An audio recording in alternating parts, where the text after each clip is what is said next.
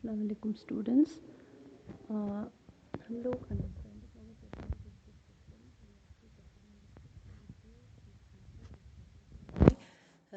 Start किया था और इसमें हमने 2-3 लेक्चर्स हमने पढ़े हैं इसमें आपके।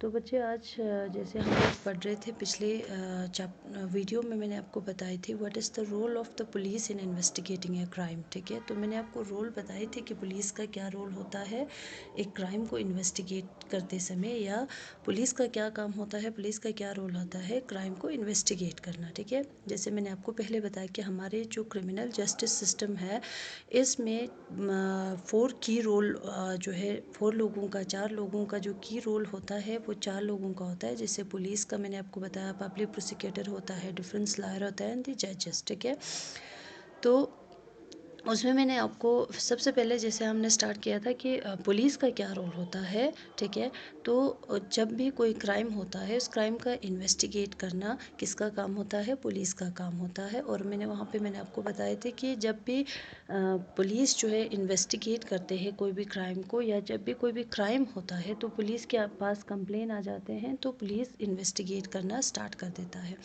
तो इन्वेस्टिगेशन में क्या क्या इंक्लूड होता है जिसमें गजनता investigation includes recording statement of the witness. ठीक है, और collecting different kinds of evidence, ये सारी चीज़ें उनको कलेक्ट करना होता है ड्यूरिंग इन्वेस्टिगेशन। और इसके बाद जो है इनको ये सारी चीज़ें लेने के बाद इनको क्या करना होता है, चार्जशीट फाइल करनी होती है इन दी कोर्ट। ठीक है, तो इसके बाद फिर इसके बाद और एक चीज़ मैं आप पे बताना चाहती हूँ कि आप लोग जो मैंने पीडीएफ आप लोगों को भेजा है बुक का, तो जब भी आप लोग वीडियो सुनेंगे तो बुक के जो पीडीएफ है उसको खोल के आप लोग पढ़ेंगे। ठीक है, अपने मोबाइल में वो चीज़ें वो जो है पीडीएफ खोल के पढ़ लेना, क्योंकि इसमें क्लियर नहीं आ रही है तो आपको पीडीएफ भी सामने रख के देखना है। ठीक है, बुक का जो पीडीएफ मैंने आपको भेजा था वो खोल के रखना है। ठीक है, अगर आपके पास बुक नहीं है तो। ठीक है, तो इसके बाद अब हम आज के जो लेक्चर है इसमें हम इसी चीज़ को कंटिन्यू करेंगे। ठीक है, रोल ऑफ हमने देखा कि पुलिस का रोल होता है क्राइम को इन्वेस्टिगेट करना। ठीक है, तो लेकिन क्राइम को इन्वेस्टिगेट करना इसका मतलब ये नहीं है कि वो अपनी मर्ज़ी से कुछ भी करे। ठीक है, इसमें भी कुछ हमारे रूल ऑफ लॉ होता है। जैसे मैंने आप लोगों ने चैप्टर्स 2 में पढ़ा है। ठीक है, रूल ऑफ लॉ क्या होती है। ठीक है, तो रूल ऑफ लॉ जो है which means that everyone is subjected to the law of the land. ठीक है, तो हर किसी को ये जो रूल ऑफ लॉ है या जो लॉ हमारे कंट्री में या हमारे कॉन्स्टिट्यूशन ने जो लॉ बना के दिए हैं हमें इन चीज़ों को फॉलो करना होता है। ठीक है, तो सेम इसी तरह से पुलिस को भी मिसाल इन्वेस्टिगेट करते समय कुछ रूल्स को फॉलो करनी होती है। ऐसे ही वो अपनी मर्ज़ी से कोई भी क्राइम को इन्वेस्टिगेट नहीं कर सकते। ठीक है, तो दिस इंक्लूड दी अब इस चीज़ में भी पुलिस भी इंक्लूड होते हैं रूल ऑफ लॉ में। वो पुलिस भी रूल ऑफ लॉ को फॉलो करना होता है पुलिस को भी। ठीक है, therefore police investigation always have to be conducted in accordance with law. ठीक है, with full respect of human rights. ठीक है,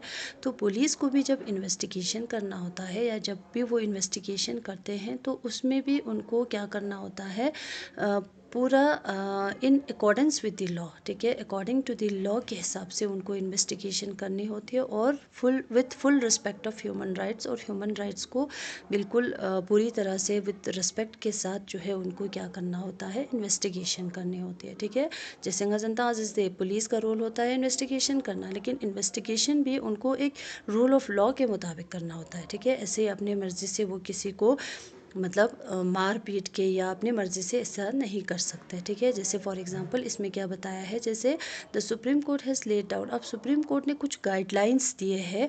ठीक है, पुलिस के लिए। ठीक है, जो एक पुलिस को must follow at the time of arrest. ठीक है, किसी भी पर्सन को अरेस्ट करते समय या किसी भी पर्सन को मतलब डिटेंशन या जब वो लोग इंटरोगेशन करते हैं, इंटरोगेशन यानी जैसे पूछताछ करते हैं, तो उस समय भी उनको बहुत सारी गाइडलाइंस जो है सुप्रीम कोर्ट ने दी है, उन गाइडलाइंस को फॉलो करते हुए ये चीज़ें इनको करना होता है। ठीक है, जब भी मिसाल के तौर वो लोग पूछताछ करते हैं या किसी पर्सन को अरेस्ट करते हैं तो उसमें भी कुछ गाइडलाइंस दिए हुए, उन गाइडलाइंस को फॉलो करते हुए उनको अरेस्ट करना है, इंटरोगेशन करने हैं या डिटेंशन में रखना हो, इन सारी चीज़ों को इन गाइडलाइंस को इनको फॉलो करना होता है पुलिस को। ठीक है, The police are not allowed to torture or beat और शूट anyone during investigation। ठीक है, और दूसरी चीज़ यहाँ पे ये भी बताया गया है इस गाइडलाइन में, और क्या बताया है कि police are not allowed to torture. कोई भी पर्सन को जब वो अरेस्ट करते हैं या डिटेंशन में रखते हैं या इंटरोगेशन करते हैं तो उस टाइम उनको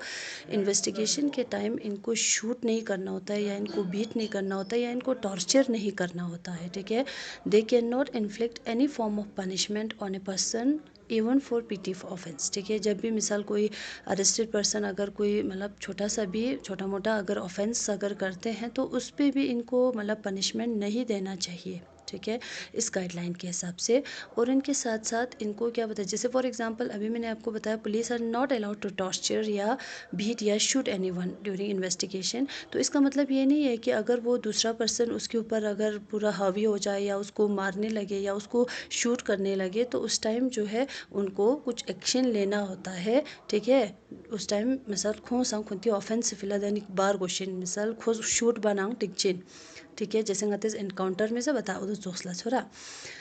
तो इसके साथ साथ जैसे फॉर एग्जांपल यहाँ पे मैंने आपको बताया पहले कि पुलिस जब भी मिसाल पुलिस का रोल होता है इन्वेस्टिगेशन करना, लेकिन इन्वेस्टिगेशन भी वो लोग अपने मर्ज़ी से नहीं कर सकते। इन्वेस्टिगेशन में भी वो उनको एक रूल ऑफ लॉ के मुताबिक करना होता है। सुप्रीम कोर्ट ने कुछ गाइडलाइंस दिए हैं, उन गाइडलाइंस को फॉलो करते हुए उनको इन्वेस्टिगेशन करना पड़ता है पुलिस को। ठीक है, तो अब इसमें और एक चीज़ क्या है कि जो आर्टिकल 22 ऑफ द कॉन्स्टिट्यूशन, हमारे कॉन्स्टिट्यूशन का जो आर्टिकल 22 है that is our fundamental rights. ठीक है, जिसमें तो and criminal law guarantee to every arrested person. अब यहाँ पे और एक चीज़ भी है कि हमारे आर्टिकल 22 के हिसाब से, ठीक है, हमारे जो अरेस्टेड पर्सन है, ठीक है, उसके भी कुछ फंडामेंटल राइट्स को मिसाल person the following fundamental rights. ठीक है, अरेस्टेड पर्सन को भी कुछ फंडामेंटल राइट्स दिया हुआ है हमारे कॉन्स्टिट्यूशन ने। ठीक है, तो वो जो फंडामेंटल राइट्स है वो क्या क्या है, इसमें क्या दिया है, the right to be inform at the time of arrest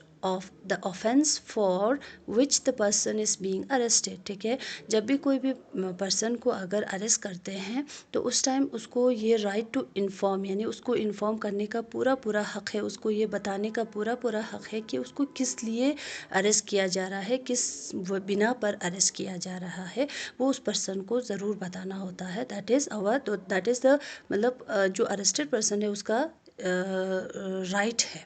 ठीक है, जिस पर्सन को अरेस्ट किया जा रहा है उसका ये राइट है कि उसको इन्फॉर्म करे, उसको पहले बताए कि किस लिए इसको अरेस्ट किया जा रहा है। इसके बाद नेक्स्ट है the right to be present before a magistrate within 24 hour of arrest. ठीक है,